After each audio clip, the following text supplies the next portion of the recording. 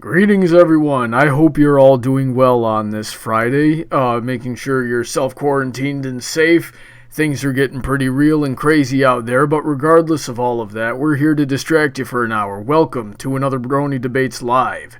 And this week, we are talking about the Chosen One tropes, as suggested by our returning friend Silver Quill here on Twitter. So before we get into that, I just want to give a quick shout out to all of my patrons who make this stuff possible, my continued content creation, especially in these times of economic need, and these live streams, especially those guys on the $10 and up tier. They are Autoknight, Sodengirder, Senko, Jennan, Kellogg, Kyle Christensen, the Equestrian City Heroverse series, and returning once again, DJ Skywalker. So, if you guys want to be on this stream, I'd love to have you. We just need you to join up on the Patreon for as little as $1 a month. And with all of that being said, let's say hi, everybody. So, DJ, how are you doing tonight? I got in again. Yay, I'm here with the chicken. Well, which one? We got a couple of chickens tonight. Skan, how are you doing tonight? Good to have you back. Okay. Good. And Silver Quills, good to have you back as well. How are you doing?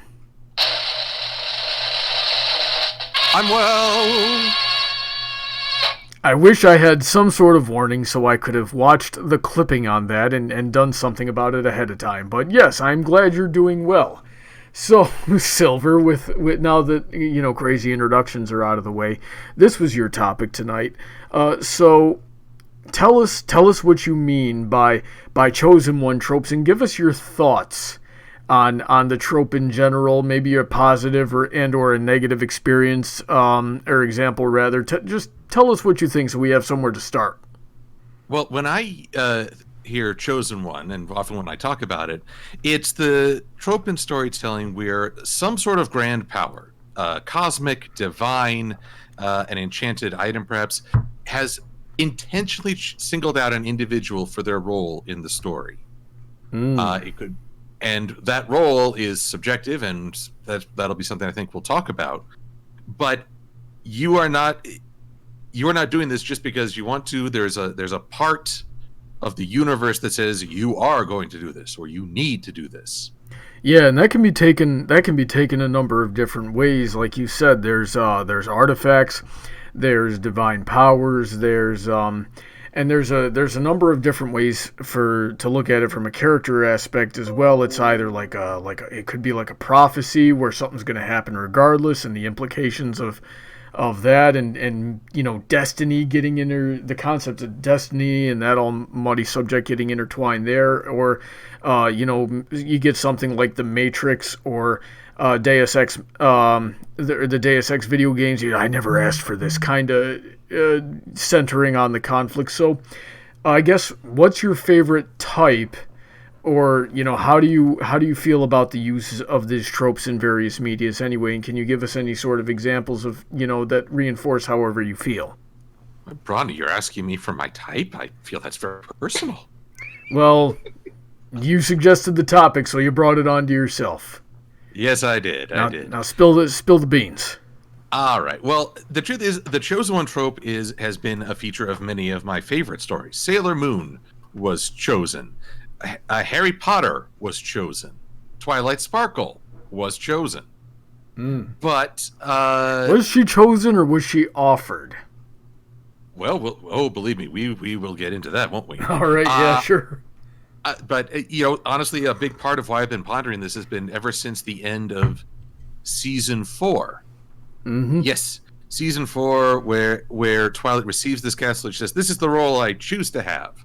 And I remember looking at that episode and saying, "You have a giant castle that sprouted from the ground because a magical tree's box said you had it." I feel like your decision was kind of laid out in advance there. I mean, what she said, "I don't feel like being the princess of friendship." Castle just sloop back into the ground. So there's that question. So, there is that question of choice. Okay, yeah. So with the question of choice, Skan, what do you think about this trope? I think it's a trope that works out well if it's determined at the beginning of a series. I feel it a cop-out and a cheapening if it's put in a series that it hasn't been hinted at before. Okay, can you give any sort of examples? Examples would be, well, the best one for hinted at the beginning is probably the Matrix. Mm-hmm. From the beginning, he's the chosen one. They're all setting up for when he ascends and comes into his power and saves them all and everything. Mm-hmm. Meanwhile, for I feel shoehorned in is MLP and Doctor Who most recently. Yeah, you had mentioned when I asked you if you wanted to be on tonight's stream about Doctor Who. So what happened there? So, spoilers for anybody, but I don't care about spoiling this series. It's freaking done anyways. They've irreparably destroyed it. But in the latest episode, they reveal that the Doctor is not actually a Time Lord. He's some other species they found on a desert planet or whatever, and they got all their regenerative and all their powers from the Doctor. So the Doctor is pretty much God. Yeah, that was what I was about to say. That doesn't sound right. Yeah. So it undoes all the things that it was. The Doctor was unique because he was a Time Lord, but he was out helping people, which was strange because Time Lords don't do that. He did all these things that were contrary to the nature of his species. Well, now it's just because he's not their species. He's the freaking guardian of the universe, and that's why he's good, not because his personality and stuff drove him to be different than his main. Okay, so let's society. let's come back to what makes these two examples. Skan said The Matrix and Doctor Who, and Silver said Twilight from My Little Pony. We'll come back to that, but first let's get DJ's thoughts on it. So DJ, how do you feel about the trope in general, and can you give any examples to sort of reinforce why you think that? My thoughts are, it's an okay trope, honestly. I don't really have much for bad examples off the top of my head. And the closest one is Doctor Who, but I haven't even bothered to watch the last 2 seasons, so I can't really speak on it. But I suppose I could say my favorites are when the Chosen One trope is kind of turned on its head a little bit and may not be exactly how it's meant. And I have 2 examples for that being Star Wars and Harry Potter. Okay, so Star Wars with Anakin, who was the chosen one of the Force, but it did not play out at all how they thought the prophecy was going to play out, which is kind of clever, at least in my thoughts. Mm-hmm. And in Harry Potter, it could have been a different chosen one. Voldemort made the chosen one by picking Harry, when it could have been a different child. And that certain other child being Neville, because both of them fit the descriptions of the prophecy. So Voldemort made his mortal enemy. So that sort of goes into more. I'm sorry, go ahead, Skan. What's kind of funny is there's one more movie that really tries to turn it on the head, and I really thought he'd mention it, which is the Lego Movie. No, I wasn't the biggest fan of that movie, so... Yeah. But it's all about, here's the chosen one, but let's show that the chosen one really isn't that special. Yeah, that is kind of a, subversion, I suppose. So let's go back to our examples here of why we think these are good examples. So Silver, you mentioned Twilight from Friendship is Magic. What about that aspect and how it was executed does this make it a good example of use of the chosen one trope? Well, this also ties into the aspect of choice and her receiving her castle. For starters, Twilight is a character I'd want to see as a chosen one because she is proactive in bettering herself, in taking action. And basically, if you're going to say, if anyone's got to be in charge, hey, this seems like a very trustworthy candidate. And I think that was enhanced, in fact, by the introduction of Starlight Glimmer, which I think I've just set off a few people on the internet. When Starlight was introduced, she had such raw magical power that you'd think, wow, imagine if she had been Celestia's student. But her view on friendship and her very selfish sense of ethics really demonstrated that she might have had the power, but not the temperament and not the drive. So in a way, I felt sort of rewarded that Twilight wasn't chosen just because she's the most powerful. It's because she is the best fit. But also, this chosen one aspect did not come in on the first episode. Well, okay. I don't think it came in the first episode. Twilight was fully committed to stopping Nightmare Moon on her own. No need for prophecy or someone to tell her go do this. She did it on her own. It's just Celestia set her on a path to accomplish this goal without her realization. So the chosen... Oh, sorry. I'm sorry. I interrupted. I thought you were done. Go ahead. Just that the chosen one aspect was at play, but we, the audience, did not really become aware of it, I'd argue, until the third season really started gearing up. Yeah, so that's more of and I might be using the wrong terminology here, but that, to me, the way you explained it, feels more like it leans towards en medias res, or en medias rex, where we start the story in the middle of the story, or after something has already taken place. Additionally, a lot of prophecy-based Chosen One stories tend to name someone specifically, or describe someone very specifically, like for example, in Star Wars, and Anakin Skywalker was born of the Force. If you get, goodness, what's another example of that? And where I come from, and you get in Christianity, the lineage of Jesus was very specifically described, and it was very specifically described who he was going to be, when he was going to be born, and how he was going to be born. And then that happened, and then his life played out pretty much according to Scripture as well. So with Twilight's prophecy, her prophecy didn't surround her at all. Twilight could have literally been anybody.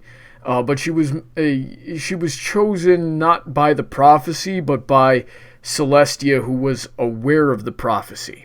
Because let's not forget that the Sunset Shimmer was right in her place not a couple of years prior, and just chose a different path, and then Celestia had to go and find another tutor, or another protege rather. Because the Twilight's prophecy was all centered on Nightmare Moon, and then the way to defeat Nightmare Moon is with the elements of harmony. And what triggers the elements of harmony? These 5 virtues, and then when the 5 elements of harmony are together, a spark will occur, and the 6th will appear to connect them all, or something along those lines. So does that really fall into what you're describing there? Well, it's curious. I mean, it says Celestia could choose wrong. So is she the divine force that is often, or cosmic force, I should say, often associated with the trope? Because then there's the tree of frickin' harmony, which has Twilight's symbol at its core.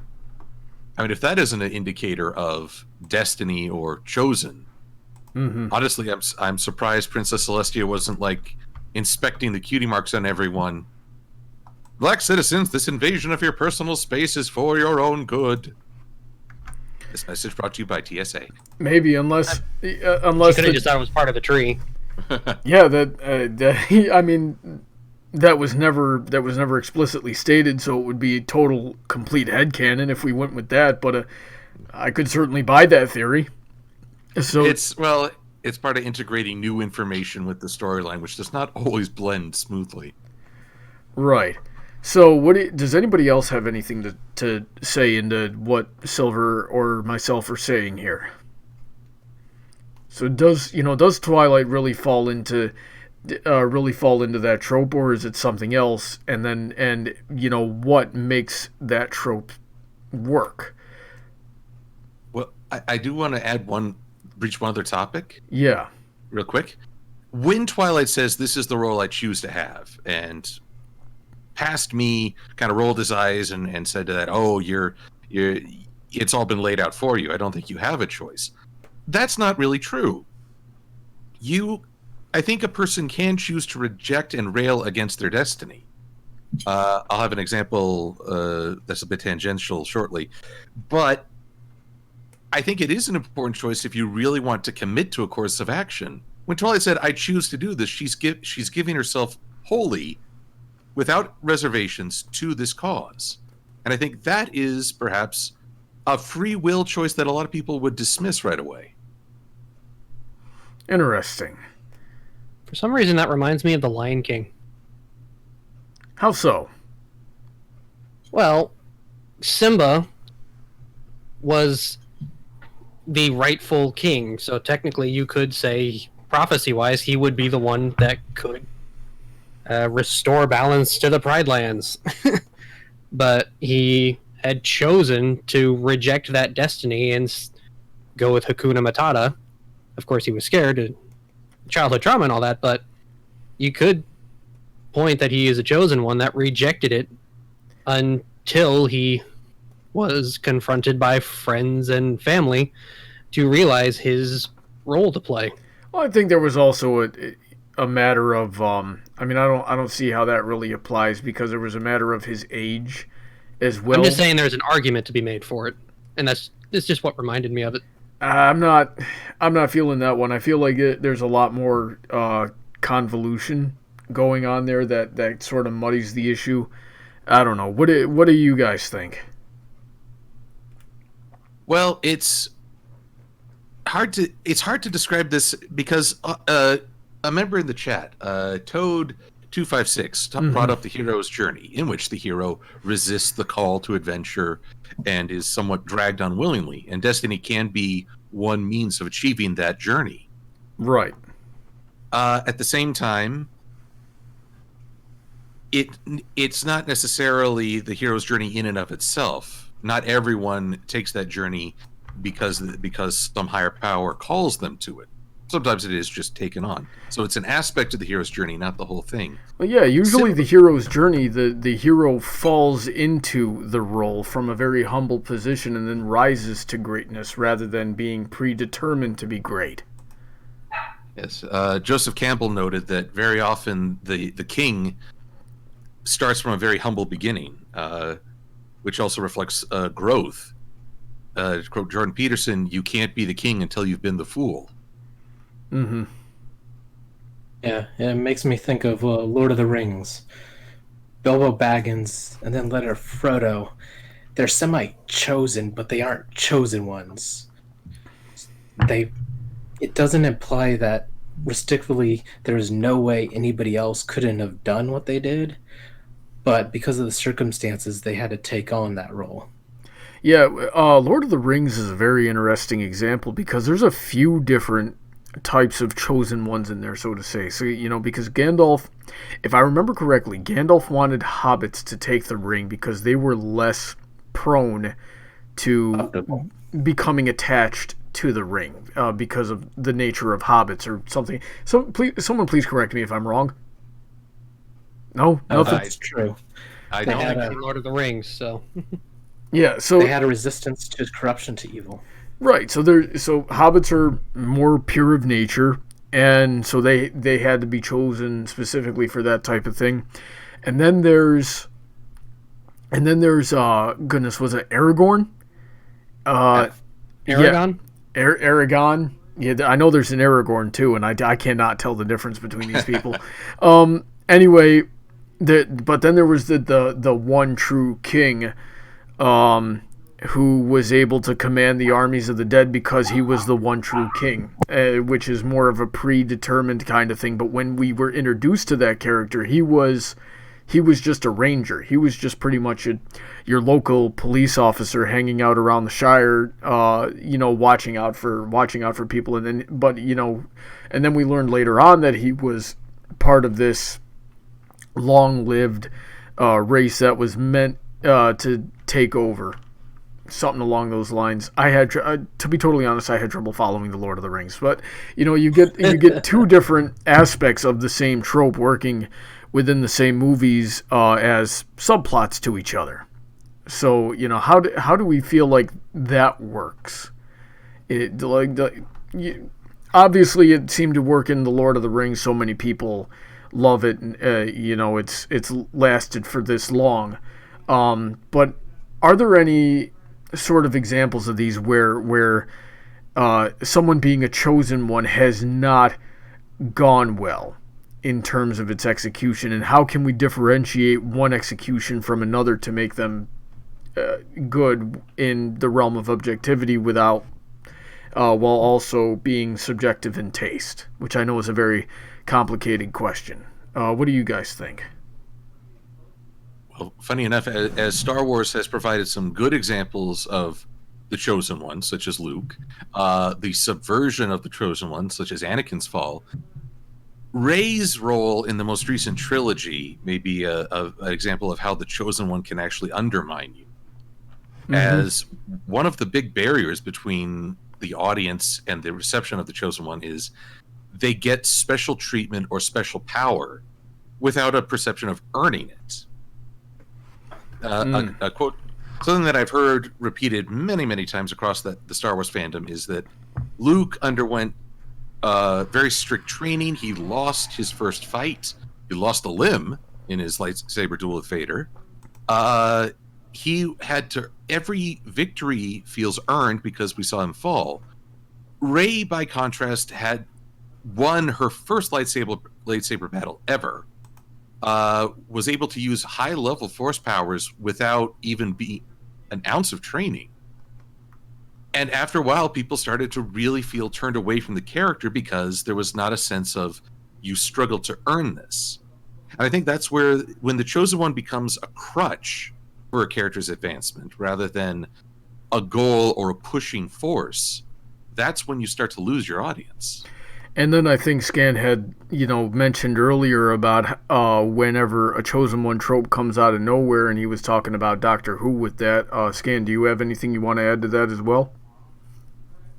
Yeah, it's the Chosen One, I think, is, if it's not planned from the beginning, is a lazy thing. It's almost like introducing just a Deus Ex Machina into your show. So then let me ask you guys this: how is it not just as lazy to give away the ending at the very beginning of the story? This is the guy, and he's going to do the thing, and nothing that anybody has to say about it is going to change that. I think of which ones, but they do it a lot in anime, where they have prophecies, but it's kind of nebulous who the Chosen One is. So it's almost like a mystery adventure. You're trying to figure out who the Chosen One is as these people come up, and they still earn their way up to finally being revealed as the one, and then it feels like that person deserves to be the special one, the Chosen One that everybody's been waiting for. But then usually when that's introduced like that, we learn about it after the beginning. So either way, it's playing into what you're talking about here, of it either coming out of nowhere to be the type of Chosen One trope where somebody is making the prophecy come true, or it pretty much starts by giving away the end. So I'm trying. Necessarily, I think the time for introducing the Chosen One in a series could be an entire season, a first season. In a movie, the first act. Okay. But if you haven't introduced it in that time period, it's a shoehorn. It's had no build-up. So I haven't heard from DJ in a little bit. Do you have any thoughts on any of this? Just going through my memory, a lot of the stuff that I've always seen with the Chosen One trope always seems to have a twist on it, or at least some kind of difference to it that kind of makes it not quite the trope, I think. Because like a lot of the stuff I've always seen, there's always like some vagueness to the prophecies to where you're not always certain if this person is the chosen one, and that can switch on a dime when you see someone even greater. Or Yeah, like what was coming to my mind was Kingdom Hearts, where for a lot of the story you see Sora, the one with the Keyblade, the one that Donald and Goofy are charged to protect because they were told by the king that there would be someone who has the Keyblade and they would be the ones to stop the Heartless. But it is then revealed, like somewhere later in the game, that the Keyblade was not meant for Sora. It was meant for Riku, but he fell to the darkness, so Sora got it in his stead. Yeah, and those are the types of Chosen One tropes that I like, at least in movies, where there's still, where the vagueness lends to stakes. You know, somebody could have gotten something wrong, and a good example of that might be the Star Wars prequels, where even Yoda's like, okay, maybe we misinterpreted this prophecy, because if I remember correctly, the prophecy said something along the lines of, you know, there's going to be someone born of the Force that's going to be super powerful in the Force and then bring balance to the Force, but they don't really say who, what, where, when, why, or how. So then... No, it didn't even say that they would be born of the Force. Okay. I don't believe it. Just said that they would be immensely powerful and that they would bring balance. Yeah, and that could have been it. and that could have been Yoda at any at any point in time. He is so 900 years old. Yeah, so that's a very vague prophecy there. And then you've also got there's also yeah, go ahead, Skan. I'd actually always thought it was funny, that prophecy, because they could have gone a different way with it, because they always assumed it was for good. But the way they day it is that it's going to balance the Force. But at the time, it really looks like the light side is friggin' dominating the galaxy. So it easily could have meant that he'd bring up the dark side to an equal level with the light side, because the light side was too powerful. Yeah, but generally people see balance as being a good thing, while forgetting that the duality of man is something, and while and every good has a little bit of bad in it, and bad has potential to be something good as well. There's also the Chosen One tropes, where I feel it works better when it plays secondarily to the main plot. And the first example that comes to this is to mind on this one is Arthurian legends, where King Arthur was the chosen one, and the Lady of the Lake gave him Excalibur, and Excalibur has, depending on what you're reading, may or may not have supernatural powers, or is just a symbol of being the true King of England, something like that. But then that's as far as that goes. The Lady of the Lake gives Arthur the sword, or he pulls the sword from the stone, one of the two, and he becomes the King of England. And then, okay, so that prophecy is fulfilled, and whatever happens next is anybody's guess, and stuff gets crazy from there. You get troubles with Merlin, you get troubles with Galahad, you get troubles with Guinevere. I'm trying to remember, and I'm drawing a blank. So, what do you guys think of that? Well, it depends on how you tell the story. Because it's funny, I will counter your King Arthur and the classical trope with King Arthur and the classical trope as depicted in King Arthur: Legend of the Sword. Who remembers that movie? I don't remember that movie. I don't think I've seen it, actually. Me neither. Actually, I did see it. I don't remember it, even though I did see it. That's how forgettable it was. Oh, God. Is that God. the newer one? That is the most recent one where they tried to be like grim and gritty. Oh, right. I fell asleep watching that. It had elephants in a battle. It's totally not Lord of the Rings. Yeah, this one relies way too heavily on the chosen one, the destined heir, because everything he does is perfect. Everything he does is ordained, and he is the good guy by default. I mean, sure, the king in charge of this movie is a terrible person, so that casts things into absolutes rather quickly. But this guy, even when he's the fool, even when he's like living in as just an average Joe, he is the king. So it almost seems like too obvious that he's supposed to rule. And so there's no tension in the story. There's no growth. Mm-hmm. And I just learned that the mage in there's no Merlin in this movie. There was a female mage who looked like she had a broken jaw. Gwen, and she was supposed to be Guinevere. Ugh. But to put this, Arthur was the king by default rather than by quality of character. It felt like the prophecy or the destiny was in the driver's seat for his character the entire time. And as such, you're just sort of sitting in your seat, waiting for something to happen, realizing, yeah, I know that's how this is going to go. I know the prophecy. Mm-hmm. And so saying you fell asleep in the movie is very apropos and perhaps the most critical critique one could give. Yeah, they say that's the cardinal sin of media, of movies, of books, is to not be bad but to be boring. So Skan, earlier you mentioned the Matrix. How did the Chosen One go about being chosen in the Matrix? In Matrix, there was a prophecy that the Chosen One would come and free them from the Matrix. Mm-hmm. And I haven't seen it in a while, so I forget how they identified him as the one. But it was rewarding because the one refused to believe he was the one, always believing that Morpheus had made a mistake, that he'd chosen the wrong one.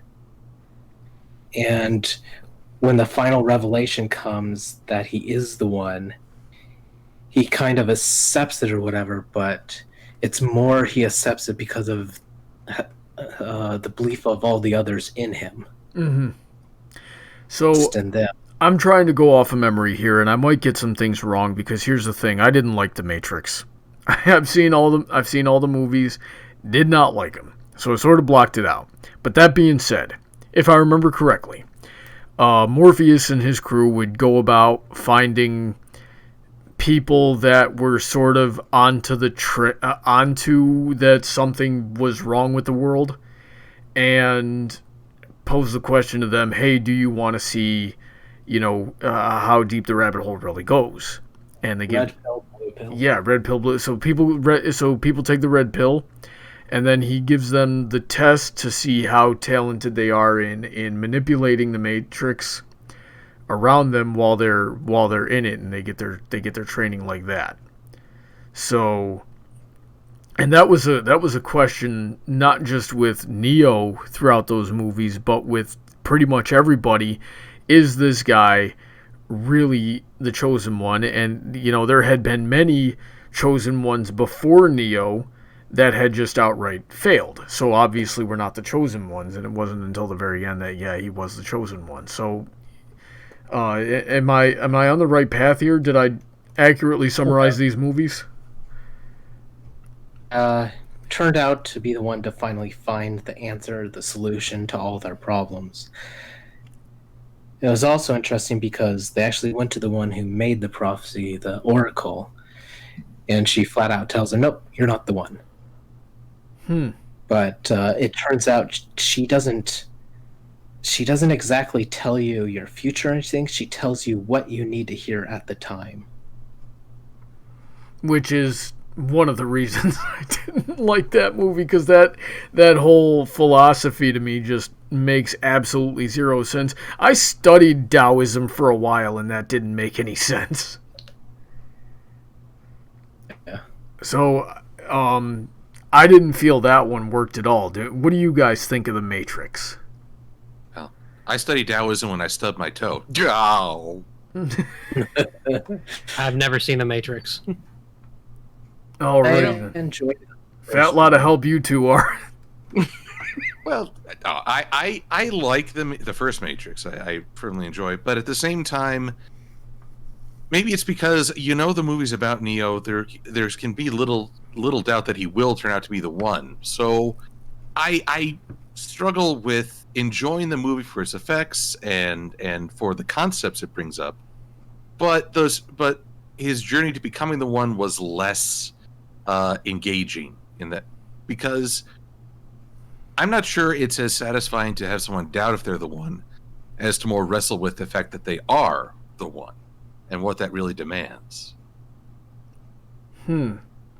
Yeah, so that ends up making for a much more interesting story.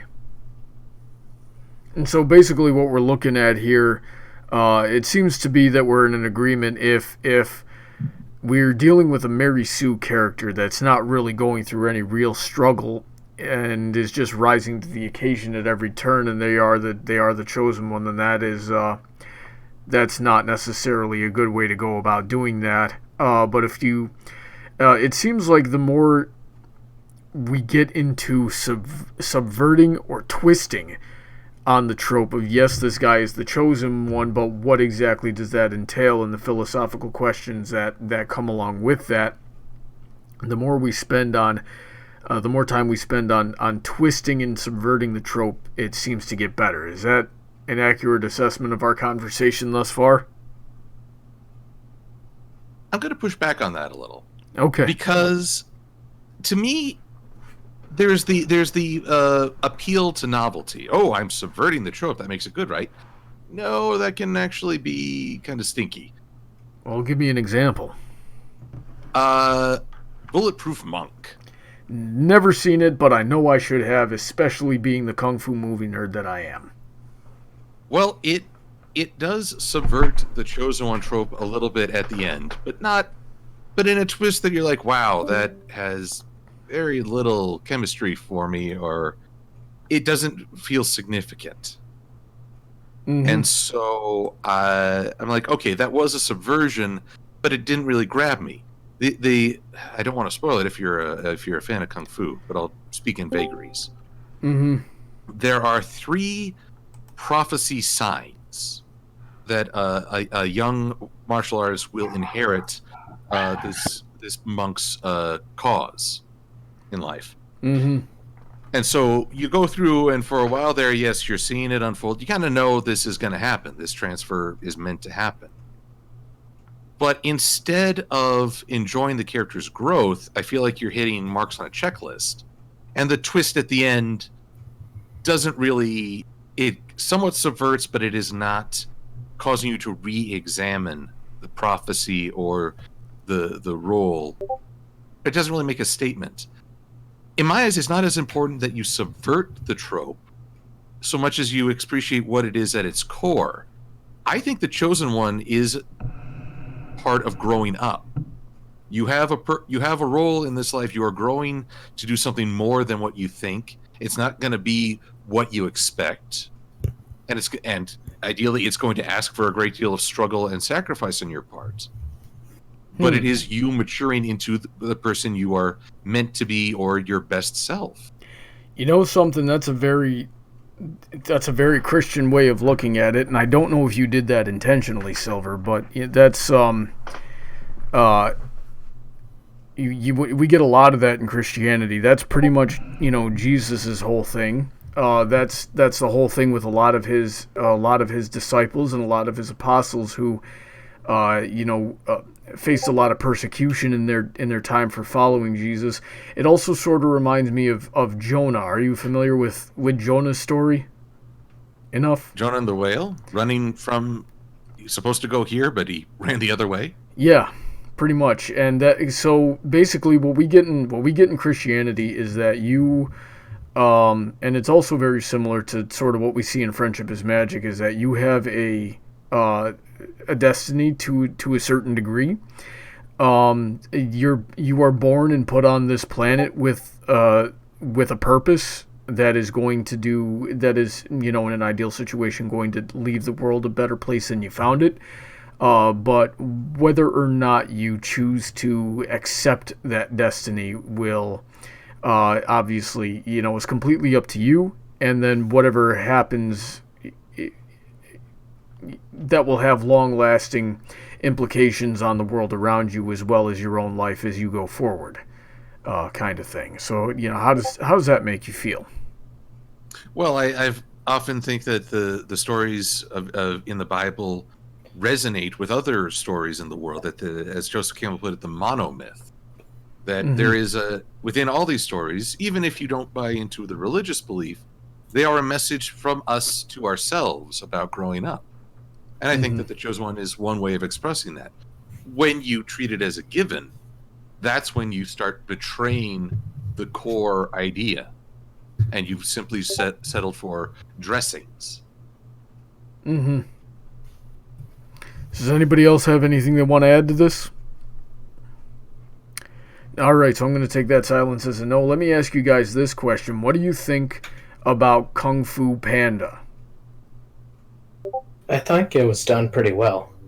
Yeah, so... I liked the idea that the universe chose him, but not only did he have to fill in his role, but he had to figure out how he fit into the role correctly. And that the final scroll or something showed that it really could have been anybody who was chosen for that position. Yeah, 'cause that's a lot of what you put into it yourself, as well as the philosophy of there are no accidents. That could be taken a number of different ways. That could be taken of there are no accidents. So this whatever situation you're in right now is going to work out for the best. You just got to kind of roll with the punches, or this is exactly how it's meant to be one way or another, for better or worse. But yeah, that he got chosen, Poe got chosen by Oogway, and it certainly seemed like an accident. But it wasn't just the first Kung Fu Panda movie where we saw this. They managed to keep that theme consistent and explore its different aspects through two other whole movies where I didn't think, how the heck are you going to get one sequel out of this, much less two good sequels. Yeah, much less, I still consider 2 the best movie. 2 is my favorite as well. Mm-hmm. In part because they're saying, okay, he's been revealed as the Dragon Warrior. He is the Chosen One. But hey, guess what? Life is not simple and clean cut afterwards. He's actually still having to relearn and prove himself again and again. In other words, keep growing. Yeah, and it worked out at the end of Kung Fu Panda 1 because he was the only one there who wasn't susceptible to Tai Long's signature pressure point strikes. Yeah. So that just kind of worked out. But yeah, that's a Chosen One trope that I would say got subverted pretty hard, but still worked out for the best without giving anyone any sort of given. So yeah, no issues there. Does anybody? We got 2 minutes before we go on to the audience participation segment. Does anybody want to tackle something we haven't tackled yet, or add anything to what I'm saying here? I have one that might be a summary question.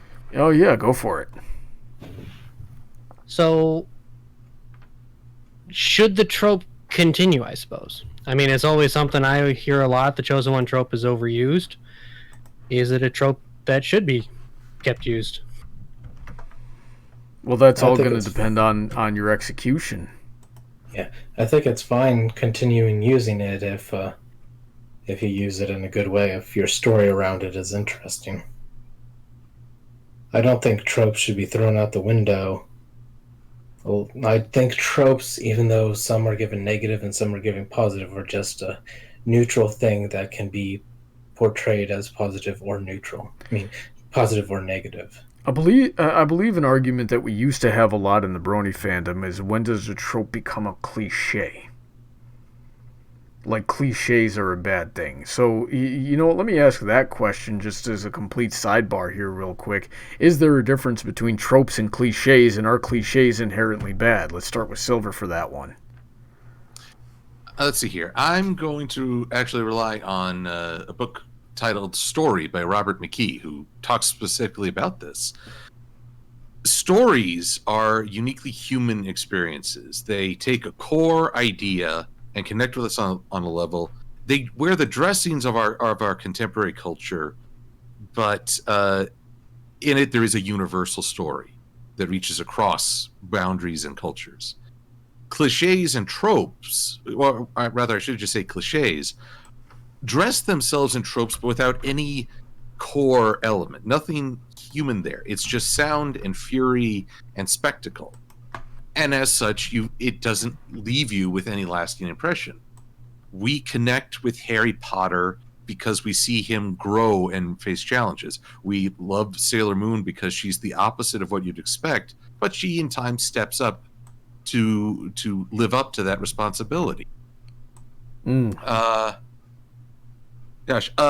you want like a really bad example of a chosen one is Clannad's X series or movie, where everyone's just doing stuff because destiny ordains it, even taking actions that seem completely contrary to what little we know of their characters.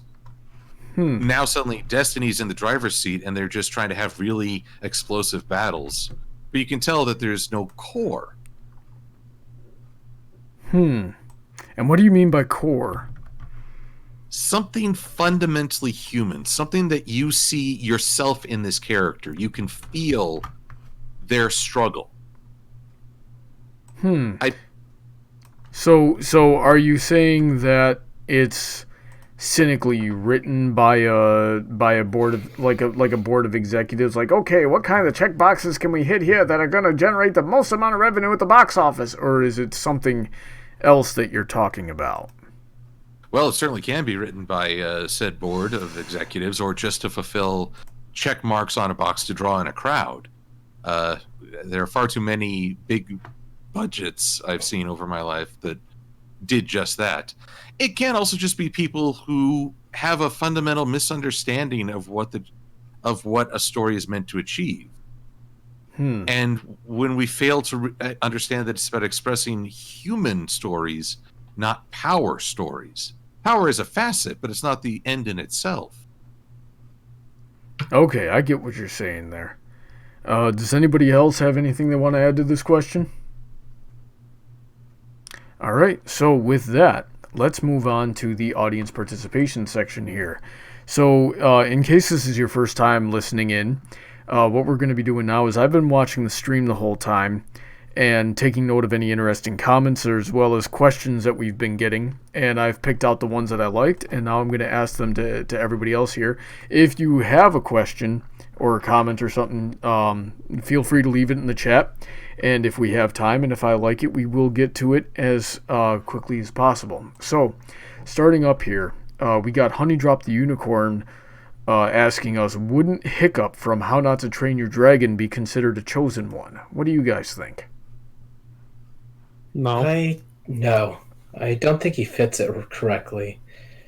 There's no prophecy. It's the same thing as Simba.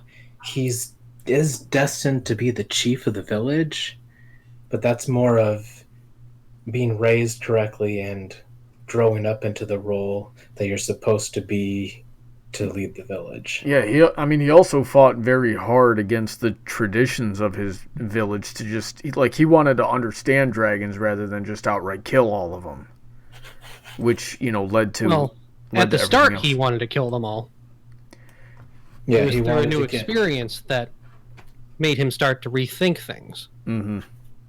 But there was no prophecy, no chosen one, no destiny. There were legends, but no prophecies of a great dragon rider who would rise from the Vikings to bring peace between the two races. Nothing like that. Alrighty then. Jonah Seaman says, I dislike how the trope undercuts the free will of the protagonist. If it turns out Celestia was behind it all, like apparently Celestia knowing, that all the other elements would be in Ponyville being an example that he gave here. So, and that's a conversation that we sort of had throughout tonight, is how much does free will play a part into this trope? And we've seen a number of things, a number of examples where free will plays a part of, like Kung Fu Panda. We were just talking about that. You know, he says there are no accidents, and one often meets their destiny on the road trying to avoid it. So, what do you guys think about that? Oh, I'm thinking of the merchant in Istanbul. Was it, or was it Constantinople? He sees death beckoning to him, and he runs away, only to find death waiting for him. So, why did you beckon to me? Well, I was surprised to see you. I knew we were meant to meet here. Self-fulfilling prophecy. So, but running from your destiny often encourages it. I don't know that Celestia is... I don't think Celestia determines Twilight's destiny, but she sees the potential and fosters it. And Twilight does make conscious individual choices that help shape her. I think one of the things I enjoy is that she does have an autonomous element to her stories.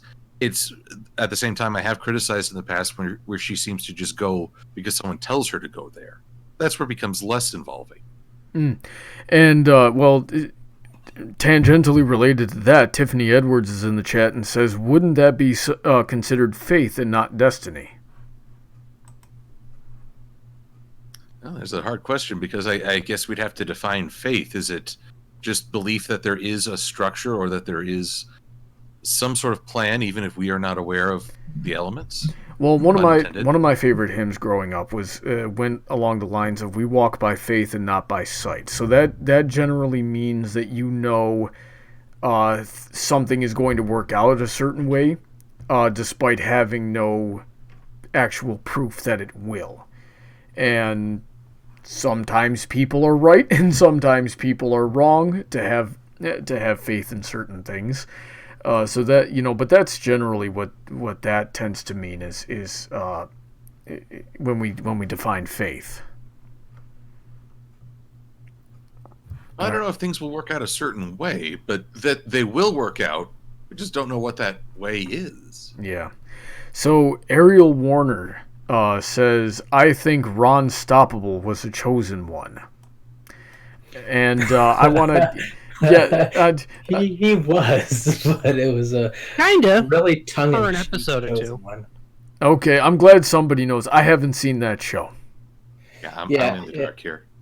Ron Stoppable was the silly, clumsy sidekick of Kim Possible, and I'm pretty sure it was an episode where it was a running joke. They went to a village or whatever, and they're like, the chosen one's here, and it's all like, oh, must be Kim because, you know, Kim's everything. And they're like, Ron, and turns out Ron is their chosen one. Or whatever. I never thought I'd say this, but I wish KP was here. No, All right. I know there was one where Ron was a chosen one because he was one of two gifted with mystical monkey powers, because that's a thing in that show, and it's hilarious. Yeah, him and the villain Monkey Fist. And I think it turned out that Rufus, the naked mole rat, was actually the chosen one because he had some of the powers too. I think that's how that episode ended. I think it might have happened. That's a twist they do. But it was more played as like a laugh kind of thing because I know, that's like I Ron. said, it's a tongue-in-cheek. He's not going to be the victor, even though sometimes he has been. So. Oh, so when Ron does it... It wasn't really taken seriously, and it was like a 1 or 2 episode thing. I see how it is. When Ron does it, he's endowed with mystical monkey powers. But when I do it, it's, Brony, you've had one too many pixie sticks. You need to lay off. We're fighting a man monkey. Freaking racists. Anyway, Paladin Pony T and a couple of other people are asking me questions that are making me feel extremely uncultured. Which I probably am. He says, have I read The Wheel of Time or watched Berserk? They do Chosen One stories very well. I have not. The Wheel of Time did it well and probably did it the best, but you could kind of say that they were able to do it the best because they had an advantage. And that's like 12 books, that each book is like the entire Lord of the Rings trilogy. Oh, God. Yeah, that's way too much. I read the first of the Wheel of Time books, and it didn't grab me as much, but I appreciated it, especially a commentary by the author, an interview, where he was tired of most stories he read is a wizard or some seeker shows up and says, "Hey, you're the chosen one. Come with me." The main character's like, "Oh, okay, I'm the chosen one. Here we go." The Wheel of Time, you're trying to get the chosen one from point A to point B, but there's a great deal of manipulation, doubt, wandering, and this is one aspect we didn't talk about, but I think it's very critical. It put a lot of time and emphasis on side characters who were on the journey with the main character. So, much like Avatar: The Last Airbender, a lot of our investment lies not just with the chosen one, but those around him or her. They're actually making a series. I think it's actually started, and I really want to see it. I think Amazon is making the Wheel of Time adaptation series. Oh, thank goodness. I thought you were going to say they were making an Avatar series. It's like, they already did that. Based on the way you described this series, I think they'd have a better chance making a Final Fantasy anthology series. I think they want to be the next Game of Thrones. I think they're going to fail harder than Game of Thrones. Which, if they adapted the books well enough, they could do, but I don't think they probably will.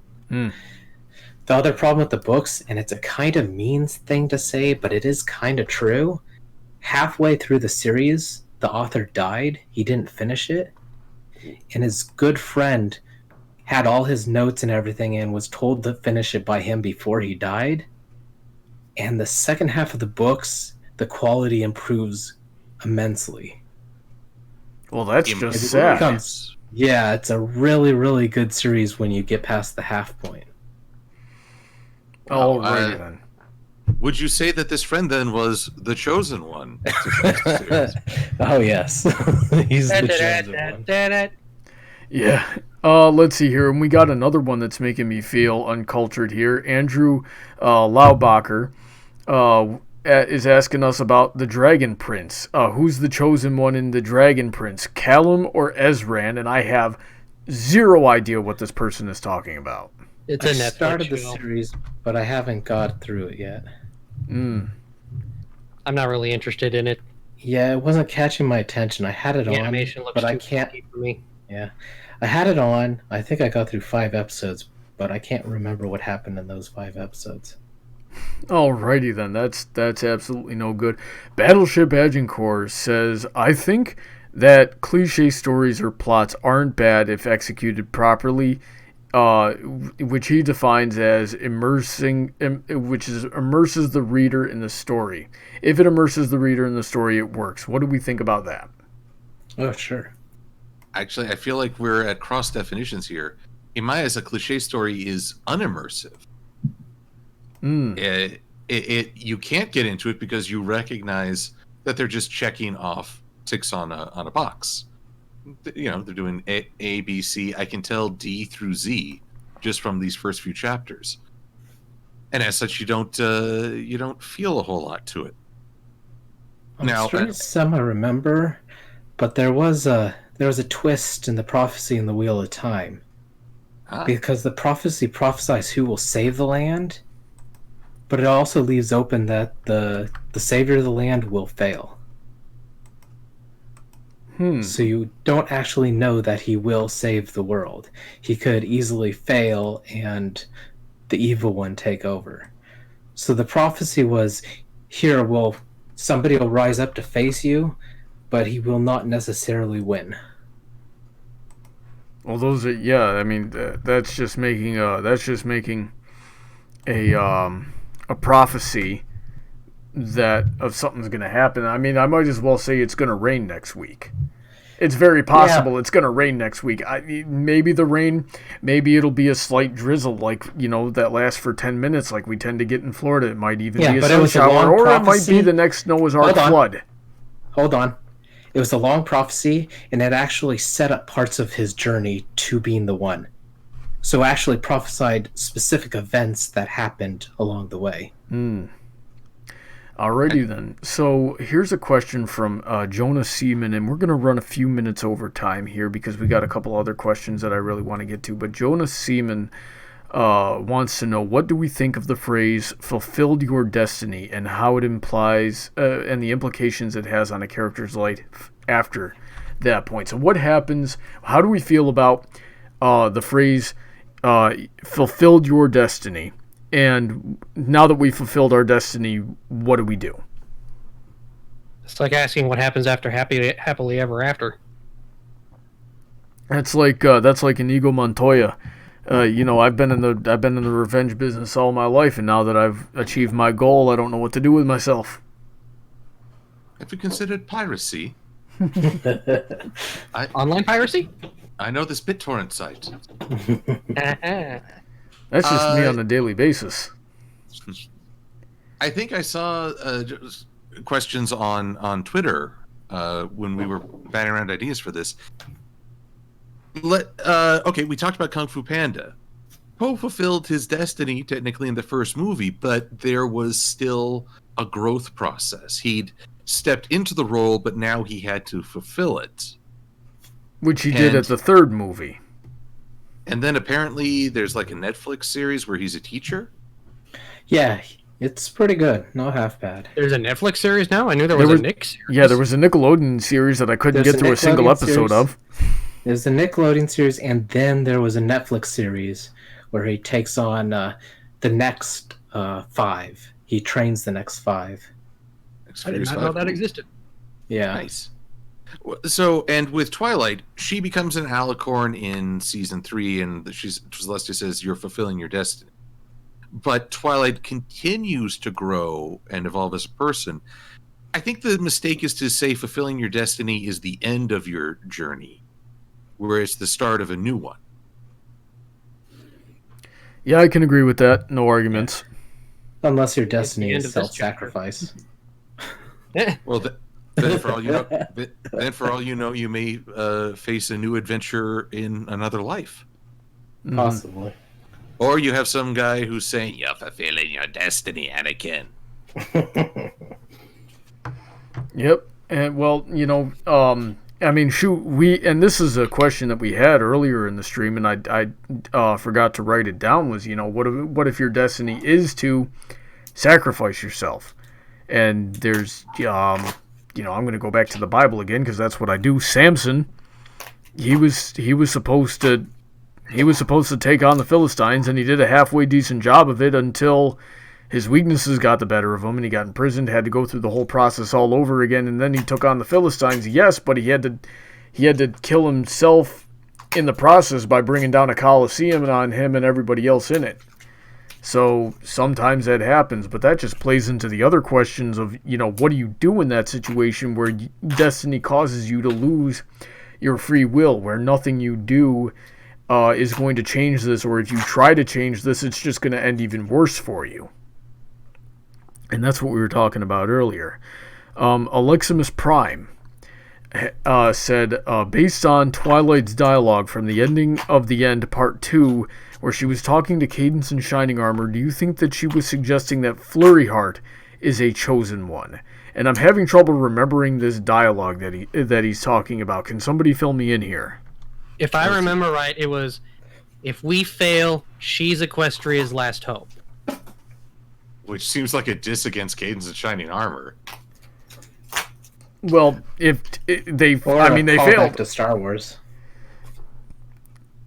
Yeah, but that's even worse than putting Simba in charge. You see, when Mufasa died, Simba was walking and talking on his own.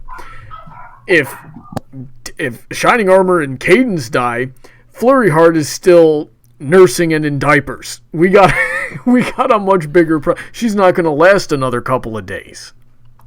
So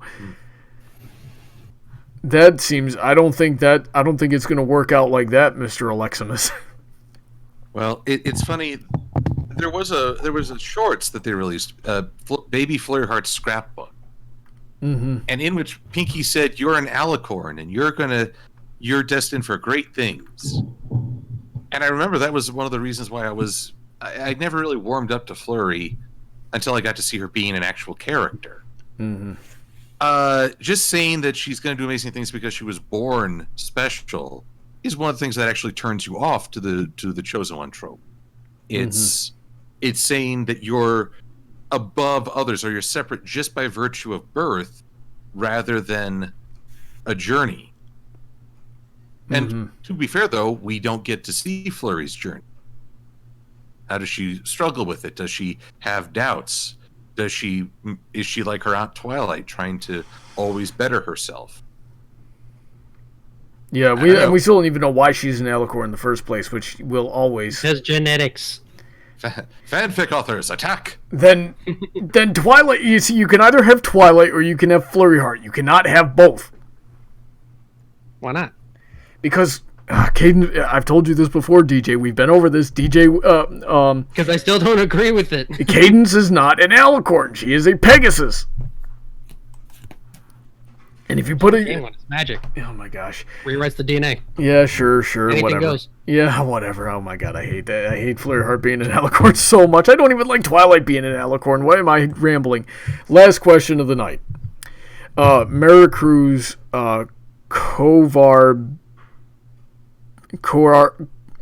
Maricruz, I'm not even going to bother with that second name. Are chosen ones allowed to be to have a life of their own? Or do they...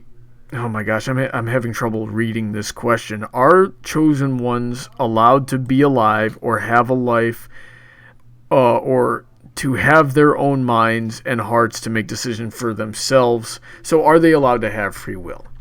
You know, if you're a chosen one, should you bother having a free will in the first place? And I think that's a philosophical point that we've touched on a couple of times tonight. Do we have anything we want to add to that before we close out? Well, for one thing, the chosen one's only going to have, in most cases, only the end point is clear. Everything in the middle is up to them. All right. The journey is still open. And Silver, you were saying something? C.S. Lewis tackled the idea of free will and why we even have the capacity to fail, if there is a God in his eyes. And he made the point that if we don't have that ability, then we are mere automatons. There's nothing glorious about us. There's nothing. There's no meaning to what we do, because it's just like a assembly machine, point A to point B. And the idea of not giving people free will is contradictory to the idea of creating something with meaning. So in his eyes, these were two irreconcilable ideas. Therefore, either there's no meaning or we do have free will. And he came down on free will. Let's see if I can find... There's a YouTube video, beautifully done videos, talking about C.S. Lewis and his views. All right. Well, if you can find it, send it to me, and I'll stick it in the description post-stream. But with that, we are out of questions, so I think we can wrap it up. DJ, give us some closing thoughts. The chosen one's a mixed bag like any other trope. They'll be good, they'll be bad. Don't let it cloud your judgment. All right. And Skan, what do you think? Don't put chosen ones in series that haven't been built up to it. Otherwise, you'll destroy your series like Doctor Who. And get a very angry purple griffin. Yeah. Chris Chibnall can get the coronavirus for all I care. Oh man, that's harsh. Don't do that. Don't do that. Alrighty then. You're gonna get me demonetized, and I'm not even monetized in the first place. Silver, what do you think? Personally, I like to wish canker sores on people. No lasting damage, but it hurts like hell. But for me, the chosen one, it's... Any story needs to connect with people on a personal level. That you express something innately human. The chosen one can be a means to this end. And so I resist people who immediately dismiss it out of hand. But I also caution writers that don't lean on it too much. You need a character first and a chosen one second. All right. And so generally, I think the chosen one trope is one of the more weaker ones. You could relate to it in real life. Basically, anybody who's had family or legacy pressure put on them that they didn't, that, the circumstances of one's birth. But I think it's a lot more important what we choose to do in our own lives, regardless of the circumstances of our birth. So while I won't write off a story with a chosen one, and I, being a Christian, I have no business doing that in the first place. I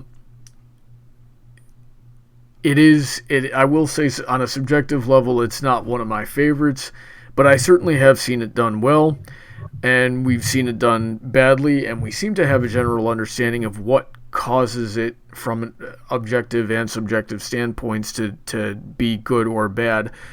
So with that, I think we've accomplished our goal tonight of looking pretty deep into this. Would you gentlemen agree? Or did I bungle this whole stream?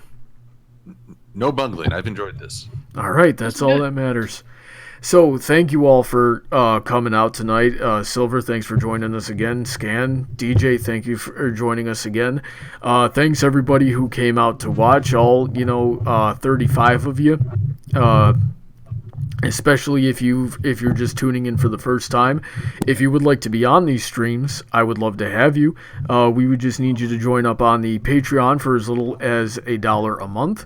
I'm very grateful to all of my patrons, especially those at the $10 and up tier. These are DJ Skywalker, who's with us today, Jennan, Kellogg, Senko, Lucky Knight, Sodden Girder. I'm going off of memory.